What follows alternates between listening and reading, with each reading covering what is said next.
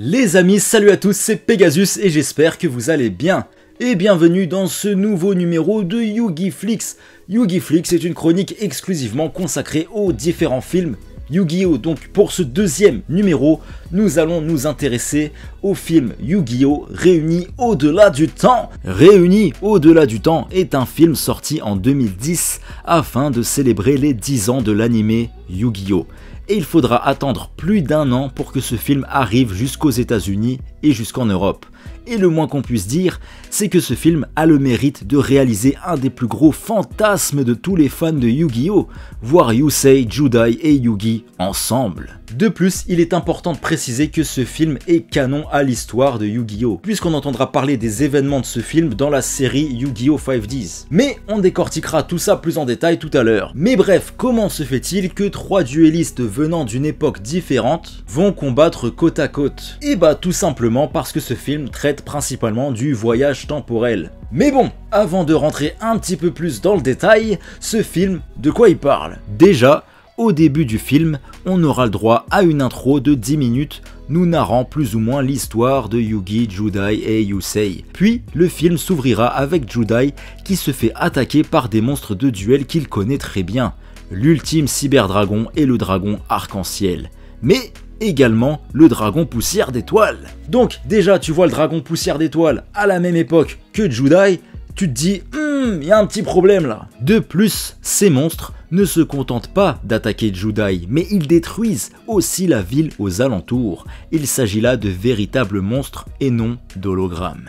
Bref, ensuite on nous amènera à Neo Domino City où nous retrouverons Yusei Fudo, qui, au cœur d'une balade en D-Will, se fera attaquer par un mystérieux homme masqué qui lui dérobera son dragon poussière d'étoiles et disparaîtra. Cet homme s'appelle Paradox. Et là, forcément, c'est la merde. Et de retour à leur QG, nos héros verront un article du passé présentant Pegasus et Yugi Muto, etc. Et Yusei, un moment, va zoomer sur l'image de l'article et découvrira la silhouette de Paradox en arrière-plan. Et là, tu sens que ça sent la tempête, car au même moment, le monde de Yusei commence à disparaître peu à peu. Mais le dragon cramoisi appellera Yusei, qui montera sur sa D-Wheel et réussira à voyager dans le passé. Il apparaîtra des dizaines d'années en arrière et tombera sur Judai Yuki, qui se faisait attaquer par Paradox. Mais Yusei et le dragon cramoisi s'interposeront pour le défendre, et Paradox disparaîtra une fois de plus.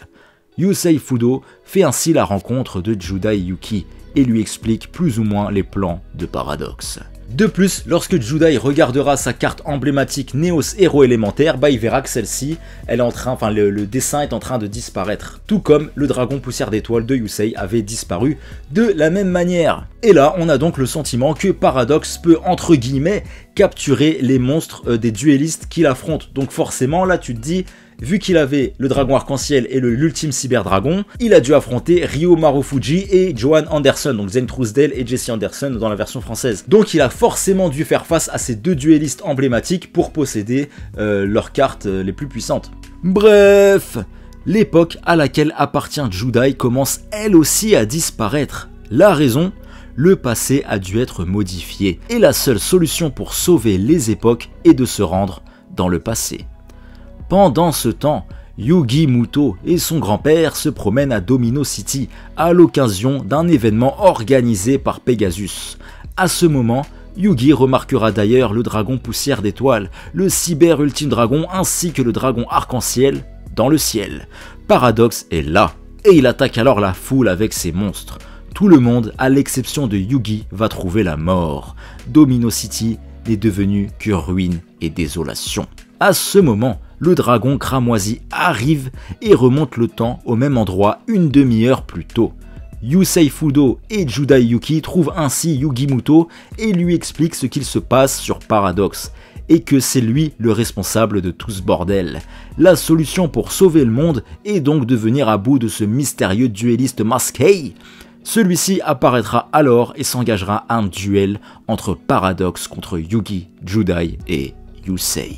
Et d'ailleurs les amis, avant toute chose, il est important de replacer ce film dans la timeline Yu-Gi-Oh! En gros, il faut savoir qu'il se déroule plus ou moins après l'arc Crashdown de Yu-Gi-Oh! 5Ds. Et le Judai qui nous est présenté est le Judai de la fin de Yu-Gi-Oh! GX, voire même plus loin que la fin de Yu-Gi-Oh! GX, puisque Judai est arrivé jusqu'en Europe, car je rappelle que à la fin de GX, spoiler alert si vous n'avez jamais fini GX, mais bon ça date d'il y a plus de 15 ans donc je pense que vous avez vu, à la fin de GX, Judai prend son sac à dos et part en voyage avec l'esprit du professeur Daitokuji et de Yubel, et ils partent tout seul en voyage comme ça, Judai avec son sac à dos, pour faire le tour du monde plus ou moins. Et du coup là on nous présente le Judai de l'après GX, on sait pas combien de temps exactement s'est écoulé depuis qu'il a entrepris son voyage, mais on sait déjà qu'il est arrivé jusqu'en Europe, parce qu'au moment où il se fait attaquer, il me semble qu'il je sais pas s'il est en Angleterre ou à Venise, je sais plus exactement où il est, il y a Nice qui fout d'ailleurs, mais en tout cas il est là-bas, et le Yugi qui nous est présenté a l'air d'être le Yugi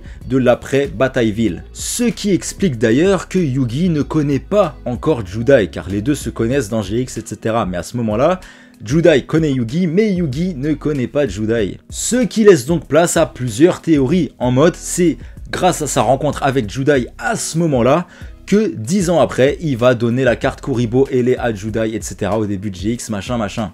Peut-être que c'est suite aux événements de ce film qui s'est dit, ah peut-être que ce mec-là, nanani, nanana, on sait pas. Enfin bref, on aura donc le droit à un duel intergénérationnel qui promet d'être savoureux. Oh que oui! De plus, le duel, quand il commence, il doit être fini au plus vite, bien avant l'arrivée de Pegasus, car Paradox veut éclater la gueule à Pegasus parce qu'il le tient responsable de tout ce bordel vu qu'il a créé le jeu duel de monstres et que Paradox vient d'une époque où le jeu duel de monstres a entraîné la fin du monde. Mais on parlera de ça plus en détail tout à l'heure. Au cours de ce combat, Paradox activera ainsi la magie de terrain, monde corrompu, qui lui permettra d'envoyer des monstres au cimetière et d'amener sur son terrain les mêmes monstres qu'il a envoyés au cimetière, mais version corrompue, ce qui les rend encore plus puissants. En gros, le deck de Paradox permet de transformer des monstres puissants en monstres encore plus puissants, ce qu'on appelle les monstres corrompus. Malgré leur force, nos trois héros seront d'ailleurs grandement en difficulté lors de ce duel, mais Yusei réussira à récupérer, grâce à Yugi, son dragon poussière d'étoiles. D'ailleurs, les amis, il est important de souligner que j'ai trouvé magnifique le moment où Yugi est impressionné par la méthode d'invocation synchro, vu qu'il ne la connaît pas. Et il a grave validé les invocations synchro, et c'est suffisamment rare de voir Yugi impressionné par quelque chose pour être souligné. Après, petite question que je me posais les amis, j'aimerais bien avoir votre avis, c'est que le Yugi qui nous est présenté a l'air d'être le Yugi de l'après Batailleville, ce qui veut dire que normalement, il a ses 3 cartes de dieux égyptiens, donc s'il a les 3 cartes de dieux égyptiens, Paradox, il devrait même pas avoir peur de lui. Et au cours de ce duel, il va même pas invoquer ces 3 dieux égyptiens. C'est pour ça on sait pas si ces événements se déroulent pendant Batailleville ou après Batailleville, etc. En tout cas, on voit qu'il a la magicienne des ténèbres, donc magicienne des ténèbres, qu'il n'avait pas avant Batailleville. Donc forcément, ça se passe au moins pendant Batailleville ou bien après. Mais bon, il a pas les dieux égyptiens non plus. Donc c'est un petit peu chelou. Après ce film, on va pas se mytho, il est pas là du tout pour mettre Yugi en avant, mais plus Yusei. Dans tout ce film, c'est vraiment Yusei qui est mis en avant. Et pour moi d'ailleurs, ce film n'est pas vraiment un film Yu-Gi-Oh en général, c'est vraiment un film Yu-Gi-Oh 5Ds. D'ailleurs, dans la série Yu-Gi-Oh 5Ds, comme je vous disais, on entendra parler des événements de ce film. Bref, Paradox lui enchaînera les invocations de monstres corrompus surpuissants comme le dragon noir aux yeux rouges corrompu ou encore le dragon blanc aux yeux bleus corrompu. Et forcément, par exemple, quand tu vois ces deux monstres là, tu te dis ok, donc Paradox, il a dû éclater la gueule à Joey Wheeler et aussi à Seto Kaiba pour avoir ces monstres là. Enfin bref, au cours de ce combat, Neos, le magicien sombre et le dragon poussière d'étoiles seront ainsi en même temps sur le terrain. Et grâce à Yugi et Judai, Yusei réussira à faire monter son dragon poussière d'étoiles à 10 000 points d'attaque et ainsi vaincre Paradox. La paix est revenue, le passé, le présent et le futur sont désormais sauvés. Il est désormais temps pour Yusei et Judai de retourner à leur époque. Mais le lien qu'ont tissé ces 3 duellistes est imbrisable et demeurera pour l'éternité. Alors, ce film, on va pas se mytho, en vrai c'est juste un duel. Comme par exemple le film Pyramide de Lumière où 80% du film c'est juste un duel. D'ailleurs, n'hésitez pas les amis à aller voir Yu-Gi Flix 1 consacré au film La Pyramide de Lumière. On sent donc que ce film a une approche très fan service pour fêter les 10 ans de l'anime, où ils ont dû trouver un prétexte à la con pour que Yugi, Yusei et Judai fassent un duel ensemble. Mais bordel, ça marche! Ce duel est vraiment trop stylé les amis! Mais du coup, on sent donc que Yu-Gi-Oh! Réuni au-delà du temps est plus un long épisode de Yu-Gi-Oh! 5Ds plutôt qu'un film à proprement parler. Surtout que comme je vous ai déjà dit plusieurs fois, ce film est canon à l'histoire de Yu-Gi-Oh! 5Ds et dans la série animée, on entendra parler des événements de ce film, puisque Paradox vient de la même époque que Zoon. Et en gros, Zoon et Paradox, ils ont plus ou moins le même objectif, qui est de sauver le monde en détruisant tout ce qui s'apparente de près ou de loin au duel de monstres. Duel de monstres qui seront responsables de la fin du monde dans le futur, vous l'avez donc compris. Et en plus de tout ça, c'est Yusei qui est vraiment mis au premier plan dans ce film.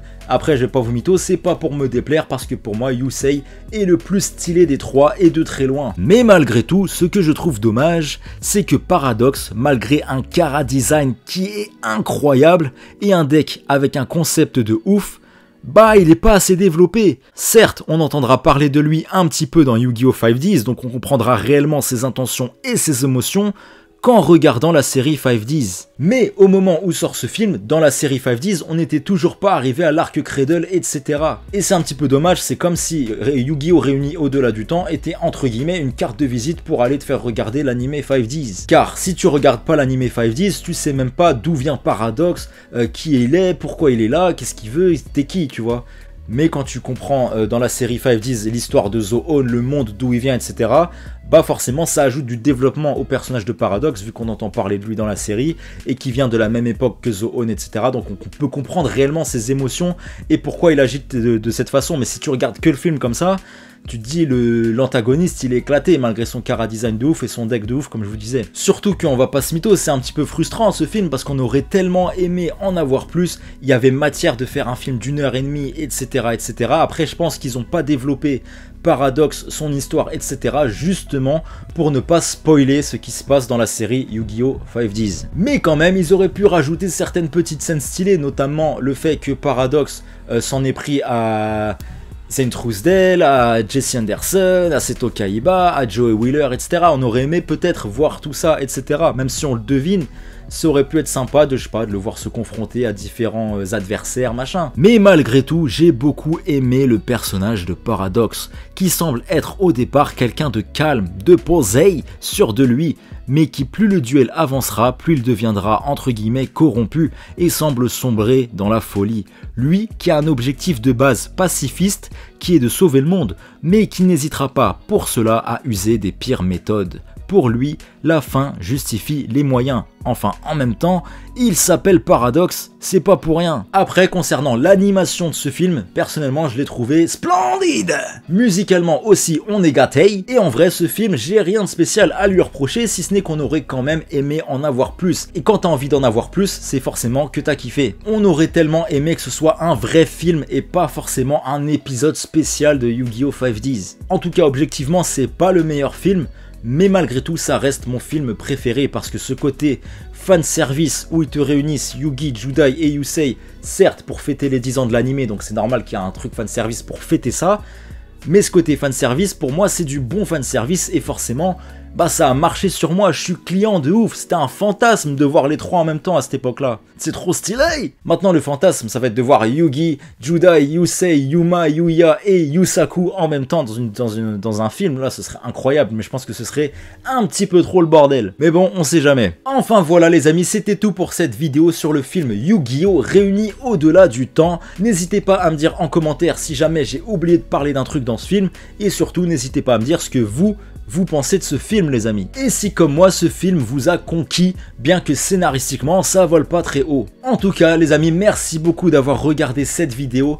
Quant à nous, on se retrouve très rapidement sur la chaîne pour plein d'autres vidéos manga, animés, etc. Plein de vidéos sur Yu-Gi-Oh!